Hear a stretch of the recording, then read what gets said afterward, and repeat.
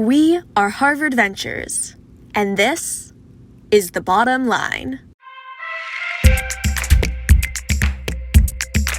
A podcast about entrepreneurship, innovation, and everything in between. Today, on our very first episode, we have special guest in the Zoom studio with us, Pittsburgh native, serial entrepreneur, and self-made billionaire, Mark Cuban. You may know him as founder of Broadcast.com, Shark Investor on ABC's Shark Tank, or owner of NBA's The Dallas Mavericks. So, let's get right in to The Bottom Line. Here's the interview. Thank you so much for being here today. We're incredibly pleased to have you as our first guest. I wanted to start off with a question from your book, How to Win at the Sports of Business, where you explain how success is about having the edge. How do you identify the edge in a 10-minute pitch? Well, first of all, you have to have something you're good at, right? Because if you're not good at much of anything, you're not going to have the edge at anything.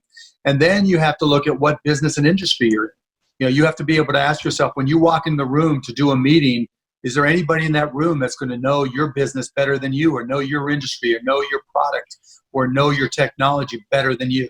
If there is, you're already at a disadvantage. Always be learning, always be accumulating every bit of information you can. Steve Jobs once said, everything's a remix. And so, I always looked at that and said, you know what? Being in technology, someone writes a software program, someone creates a hardware product, someone writes a research paper. They did it, and then everybody else is tied for second place in knowing what was going on with that product or service. And so if I'm tied with everybody else, it's just a matter of my efforts to get ahead of everybody else and try to work or do something that gives me that edge. So that's how I look at the edge. All right, well, now I know exactly what I need in order not to get second place. Speaking of winning, have you ever made an investment that you thought was going to be a home run and turned into a complete failure? Every investment that didn't turn into a home run, I thought was going to be a home run. So there's lots of them. There's so many different qualities that go into a company being ultimately successful, right? And taking it to the greatest level. And it's hard to really anticipate what all of those things are going to be. It's just this big, ever-moving equation, and you have to pay attention to every variable. Sometimes it's the entrepreneur that you think is going to get you there, and they don't. Sometimes it's the product that you think is so differentiated, but it's not. Sometimes it's me, where I get a little bit arrogant and thinking, I can help this company do anything. And so, or sometimes you get off to a great start, but the circumstances change. It's just a never-ending confluence of things that you have to pay attention to. And again, that goes back to getting an edge, so that, if you have it, then you have a chance to get where you want to go. And if you don't, it's going to be very, very, very difficult. It's always interesting to see how timing influences the success of a startup, especially in today's market. You've been incredibly helpful and supportive of all of your employees right now, and in general, we all love Shark Tank, and the mentorship you give to entrepreneurs is so inspiring. What percentage of your portfolio is in Shark Tank? Totally different. So I kind of segregated into the real world and then Shark Tank, because when I invest in Shark Tank companies, my goals are a little bit different than a traditional investment. With the traditional investment, it may be that I'm looking to, be disruptive. It may be that it's just a cash flow play. It may be that I really like the entrepreneur and they're sending a message. But with Shark Tank, it's television first. And so the deals, I don't source the deals, they source them. Literally, when they walk on the carpet and pitch us, we know nothing about them. We have no preliminary information. They just tell us their first names. And so we have to do everything on the spot. And then we get to do due diligence. And sometimes the due diligence doesn't turn out the way we expect. And so, in those particular cases, what you hope that company would be and what it turned out to be might not line up. So if I had to kind of go through a distribution on my Shark Tank companies, I'd say about 20% of them do really, really well. About 25% are really, really bad. And the rest just range somewhere in between. And I've had a couple home runs on Shark Tank out of the 100 plus companies I've invested in. I probably had 12 exits, and of those, one was in the $50 million plus range, Cycloramic, that got sold to Carvana, and a bunch of the others were in the $1 million to $10 million range. So the good covered up the bad. How involved are you with those portfolio companies? I have to be, because the last thing I want is someone going on Shark Tank, me doing a deal and saying, yeah, I never heard from Cuban at all. He just left us high and dry. So a couple things. One, I have a great team that works with the companies. And so we do everything from marketing support to legal support to bookkeeping support, just trying to fill in the gaps where they don't have the resources. But every Friday, I ask for a report from the companies, and I want bad news first. It's an email report. And I want you to give me the bad news first because I expect good news. I don't need you to brag because I invested in you because, you guys are good. But when there's a problem, I want to be there to help. So now with all the coronavirus stuff going on and it being so disruptive, we've had webinars on how to apply for the payroll protection plan. We've had webinars on how to deal with your employees, the best ways to communicate, just things like that so we can offer as much support as they need. Now we're actually going to shift gears a little bit and focus on your skill set. So you're one of the world's greatest salesmen. How do you convince people to buy something that's never been done before? I never convince them. I just show them how I can help their businesses, right? How I can help them personally. When we started the streaming industry, I remember before anybody else was streaming, going on to American on AOL forums, right? And just saying, look, if you have an internet connection and you want to listen to Dallas sports radio shows, click here and download this software stuff, right? And if you do that, you can listen to this show and that show and this show. And it was brand new, but once people clicked on it, they loved it and they would tell their friends. And so we went from people not even understanding what streaming was to all of a sudden thousands and then 10,000s, then millions of people wanting to do it. Because in that particular case, as obvious as streaming is today, obviously we're doing it now. Back then, it was like, I'll just turn on my TV. So we had to get people to sample it and experience it. And it's the same for any product.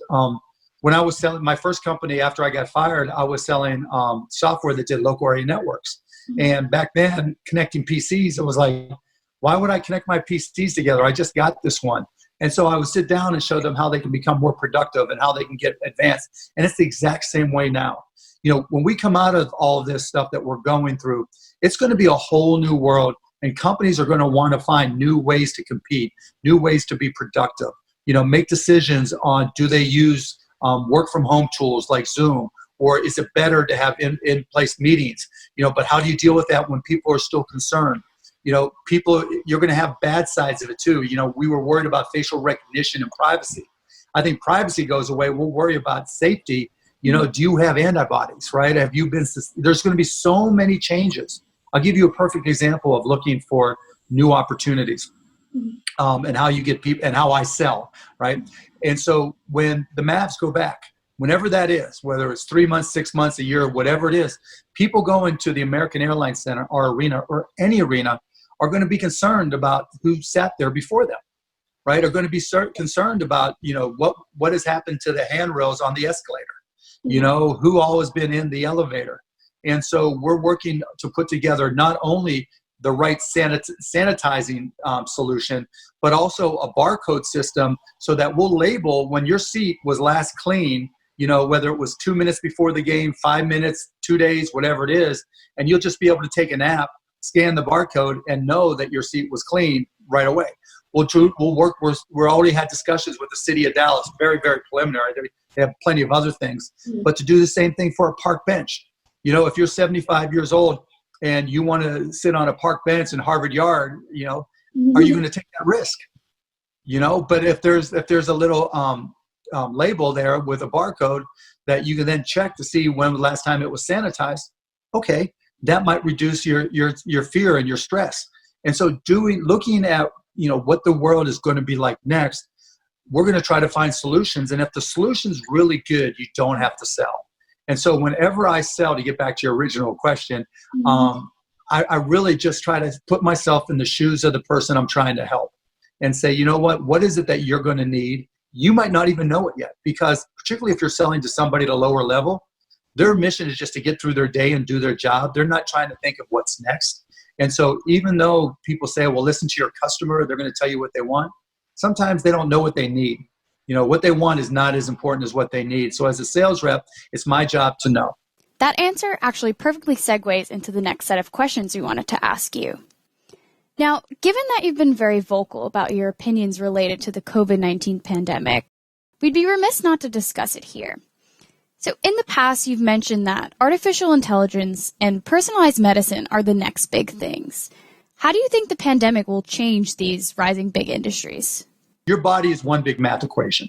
And what this pandemic has done is altered the variables of that equation for a lot of people. And some people have been altered. Some people have not. Some people will be. Some people will have antibodies. Some people won't, because every individual is different. So I think we'll accelerate the use of personalized medicine because we'll need it more. And particularly if you're of the expectation that there'll be other pandemics, that this is not hopefully we'll be able to deal with them far better than we did this one. But by being able to really break down our bodies into as big an equation and solve all the variables as we can, we'll be in a better position to come up with personalized solutions. You see that now with cancer, where different, you do a breakdown of a genome and different therapies are personalized to the individual. And so I think there'll be a lot of unique opportunities for personalized medicine, which leads into AI. AI is hard, right? When you first think of AI, there's some applications that are marginally simple, right? How does Google improve their search results?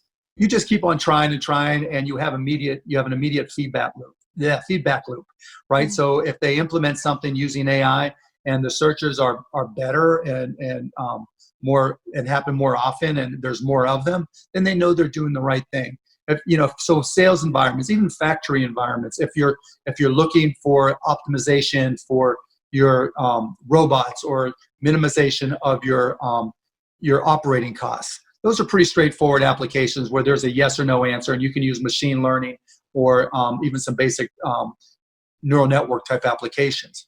But what happens is AI is expensive to do. There aren't a lot of cheap ways to do it in scale, right? And so we're running into a world where you have AI winners and losers, the haves and the have-nots. Companies like Google, Facebook, Amazon, Netflix, Walmart, they can spend billions of dollars per year to hire thousands of AI engineers and figure it all out. And they can afford to make mistakes. A little company, a startup that's coming out of Harvard that wants to sell tea, right? How are they going to use AI and really know if they're using it right? Because it's hard to know if you're capturing the right data, how much data do you need? If you're using machine learning, are the results that are coming out of it correct? And if they're not correct, how are you going to know they're not correct? It may be too late. And so there's a great book that I read that deals a lot of it. It's called Rebooting AI that I would highly recommend. And if you're just getting into AI, there's one called The Master Algorithm that's also very good. But whether you're a history major, whether you're a psych major, or you're an engineer, you have to understand AI. If you major in Shakespeare, if there's such a thing, there's going to be an AI bot, a chat bot, that needs to know all the details and specifics about Shakespeare. And so liberal arts majors are going to play a big role in AI because AI requires domain knowledge.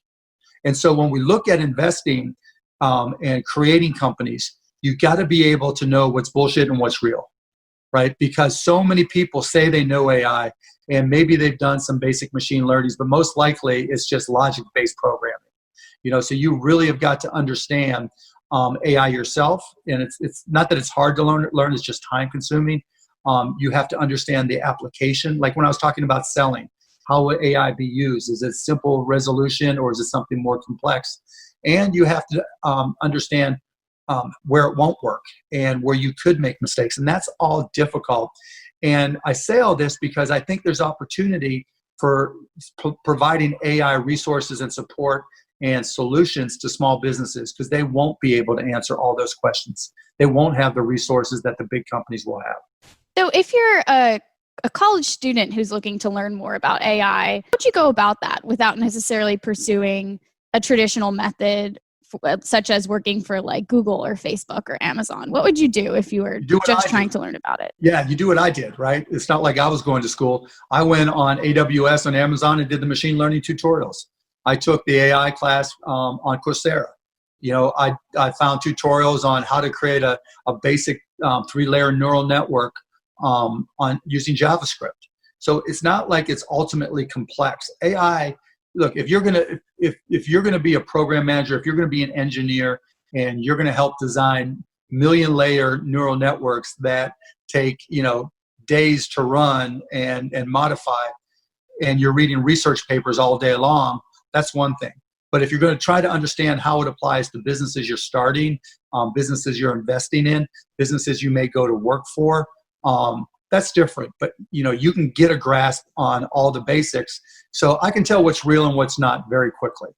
I know the difference between a GAN and reinforcement learning and machine learning and all the different applications. And so if I can pick it up, anybody can pick it up. It's just a matter of time.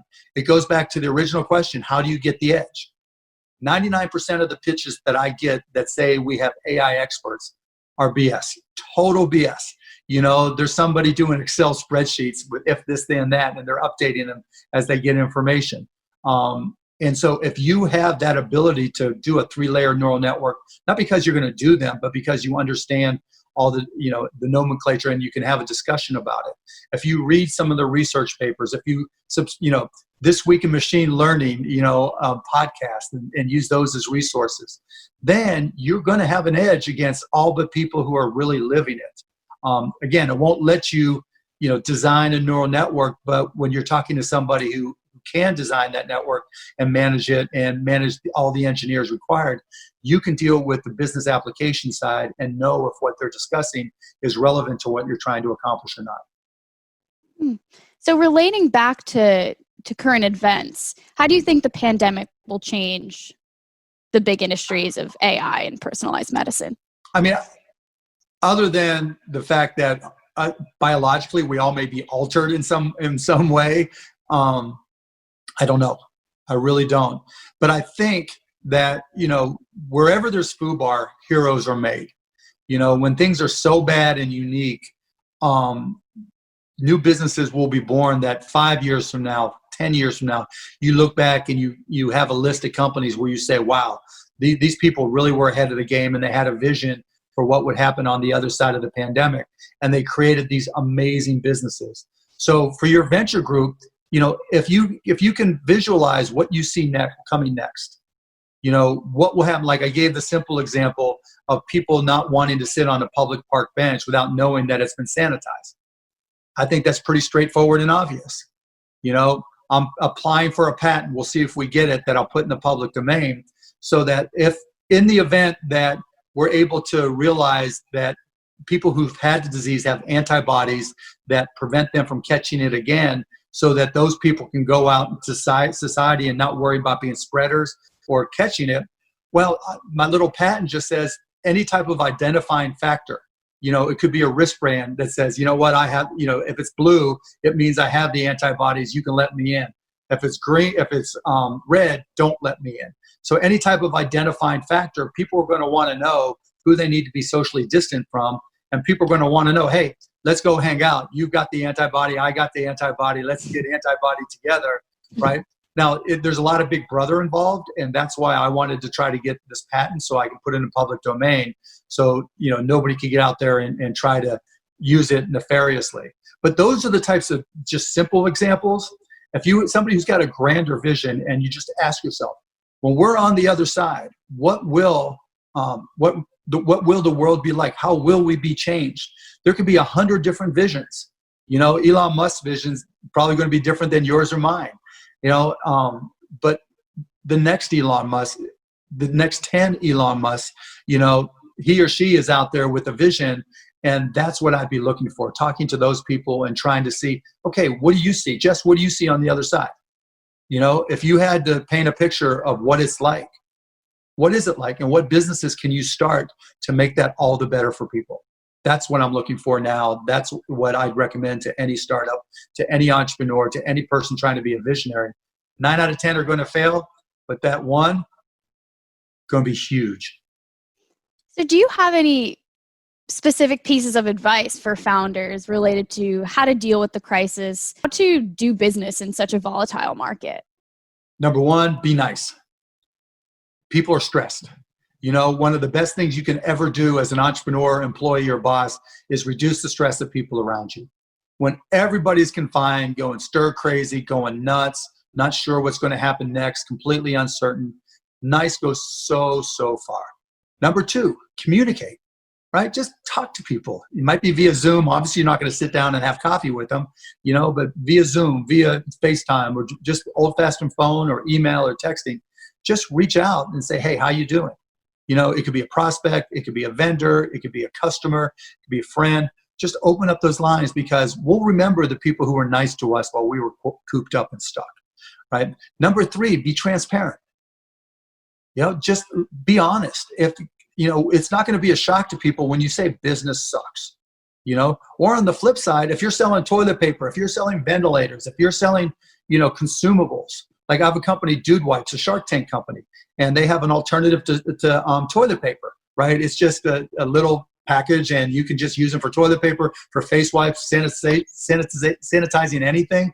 They're killing it, right? And they asked me what they should do, and I'm like, hire as many people as possible, just because people are going to need jobs. How you handle this as a company is going to define your brand forever, right? If you're the company that had lots of money and you laid everybody off to try to make a little bit more, people aren't going to do business with you. You know better than I do that people define themselves by the brands they associate themselves with, and vice versa. If all of a sudden, pick company ABC laid off everybody, and you find out that even though you like their product, the owner, she was really, really rich, and she just wanted to make more money because she knew she could borrow from the government cheap. And, ABC company used to wear their clothes all the time. You're taking down all those Instagram pics because you don't want anybody to think that you like them or associated with them. So how you deal with this right now is going to define your brand, because every Gen Z, every millennial, you want to know that, and older, we all want to know that there's a social component from that company that's doing good, because that's who we want to associate with. Like we mentioned, the name of this podcast, which we just came up with, is The Bottom Line. And what we're hoping to do essentially is getting to the bottom line of like the hottest and most controversial takes and people's journey from the bottom to the top. So we'd love to just end by hearing from you. What would you say is your hottest take? My hottest take is diverse. This is the greatest opportunity to use diversity to a company's advantage ever, right? Because the people at the bottom of the totem pole, the people who are working by the hour and don't know, most likely have gotten laid off, they're the people that are going to need the jobs, that are going to make different types of purchasing decisions. And when you create your company, if you hire those people, they're going to give you better insights than somebody like me or you or Jess, et cetera, could give, right? Because they're fighting the battle. So when I talk about diversity, it's not just color, gender, it's also circumstances, right? Where do you live? What are your circumstances? And so when you hire and when you put together a company, you want as wide a distribution of people from different circumstances, from different points of view, and plus color, plus gender, plus orientation, because as we come out of this, they're going to have an understanding what people like them want. If you're just hiring somebody that just graduated from Harvard, and there's one perspective, right? I mean, it's just reality. It's not disrespect to Harvard, right? Or someone like me, right? Somebody who's wealthy. There's just a different perspective. You want to be able to hire people, work with people, connect with people, so that you can market with people who are going to be under different circumstances than you. I learned the hard way with the Dallas Mavericks, where I had people who looked like me marketing to Hispanic women. It was a huge mistake. It didn't work. And then I learned the lesson, right? When I hired people from those communities, they did a far better job selling and marketing to those communities. And this is, so to shorten my hot take, if you hire the people that are most disadvantaged right now, they probably represent huge communities that are looking for new solutions. By going out and getting those people for your startup, medium or large size company, you're going to have a huge advantage over anybody else as all this turns around. Been saying about disadvantaged populations and how important it is for people at the top to give back to those that have been put in circumstances at the bottom, and we really, really respect that. So I appreciate sharing. Yeah, let me just say, what we do get on the other side, it's not necessarily going to be easy, but there's going to be a lot of hope, right? And there's going to be a lot of people doing a lot of amazing things. And because we live in a social media, digital world now, we're going to be able to see those things and get inspired. And so, keep on inspiring people, keep on enabling others to inspire, because that's where the best ideas are going to come from. And that's how we're going to really make the best of all this. And that's the bottom line. Thank you so much for listening. If you enjoyed this podcast, be sure to check us out online, harvardventures.org. If you're a company or individual interested in working with us, you can email us, hello@harvardventures.org. And be sure to follow us on Instagram, Harvard_Ventures. Now get off your phone and go out there and build something awesome. Bottom line.